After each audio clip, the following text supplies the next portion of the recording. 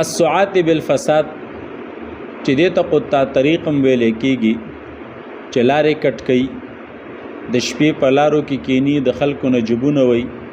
پیسې اخلي، موبایل اخلي، د خلکو کورونو ته اوړي، دې ټولو ته قطع طریق ویلې کېږي السعات بالفساد. اوس د دې حکم څه دی؟ که چېرته ابتداءً دا کار شروع کړی دی او اسې خلک ایرولی دي، نو بیا حکم دا دی چې بس باچا به ونیسي، پولیس به ونیسي، سزا به ورله ورکي او د وخت مناسبت سره دی جیل ته واچي،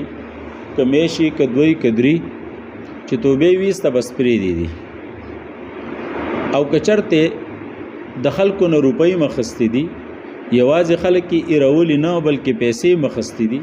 نو بیا دی جیل ته هم واچي او لاس هم دې نه کټ کړي، یو لاس دې نه کټ کړي. بیا که داسې چلې کړی چې خلک یې زخمي کړي، را زخمي کړي هم دي، مثلا څوک یې په چاقو والی دی او څوک یې په ټوپک ویشتلی، خو وجلي څوک نه دي، اسې زغلولي او زخمي کړي دي، نو بیا دې ورسره ترې نه خپې هم کټ کړي، یو خپه یو لاس دې ترې نه کټ کړي. او که نه قتل یې هم کړی دی،